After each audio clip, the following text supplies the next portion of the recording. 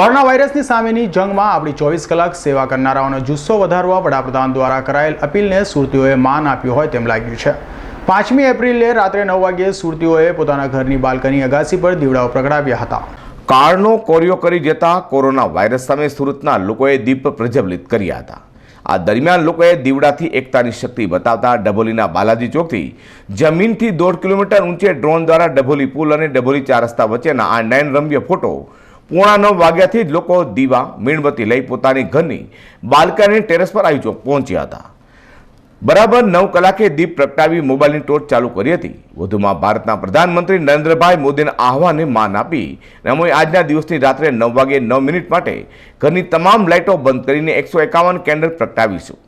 પ્રધાનમંત્રી, doctor, nursing staff, police department, digital અને press media, સાફ સફાઈ કર્મચારીઓ, ગવર્મેન્ટ ઓફિસરો, કોર્પોરેશનના કર્મચારીઓને સલામ કરીએ છીએ કારણ કે lead for hope, fight for corona અને સોશિયલ ડિસ્ટન્સ જાળવે આ મેસેજ અમારા તરફથી સર્વે ભારતીયોને આપીએ છીએ।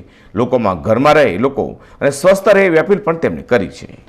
દેશમાં જ્યારે કોરોના સંક્રમણની ખૂબ ગંભીર પરિસ્થિતિ છે ત્યારે એની સામે મુકાબલો કરવા માટે લોકડાઉન અને સોશિયલ ડિસ્ટન્સિંગ જેવા આગવા માર્ગો આદરણીય પ્રધાનમંત્રી શ્રી નરેન્દ્રભાઈ મોદીએ ચીંધ્યા છે અને દેશને હાકલ કરી છે। ત્યારે લોકડાઉન અને સોશિયલ ડિસ્ટન્સિંગનું પાલન કરવા માટે આપણે સૌ સંકલ્પબદ્ધ છીએ અને આપણો સંકલ્પ વધુ બળવત્તર બને, આપણી પ્રતિબદ્ધતા વ્યક્ત થાય, સંગઠિત રીતે અને દ્રઢ મનોબળથી આપણે કોરોનાના સામનો કરવા માટે કટિબદ્ધ બનીએ એવા હેતુસર આપણને આજે જ્યારે આદરણીય પ્રધાનમંત્રીએ દરેક વ્યક્તિને પોતાના ઘરના આંગણામાં સોશિયલ ડિસ્ટન્સિંગના પાલન સાથે દીપ પ્રગટાવીને પ્રતિકાત્મક રીતે આપણો સંકલ્પ દ્રઢ કરવાનું આહવાન કર્યું છે ત્યારે અહીંયા મારી સોસાયટીમાં મારા તમામ સાથી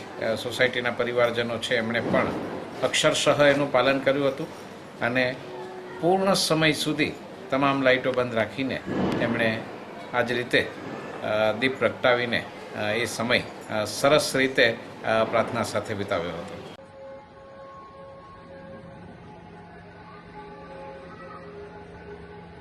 नमस्कार।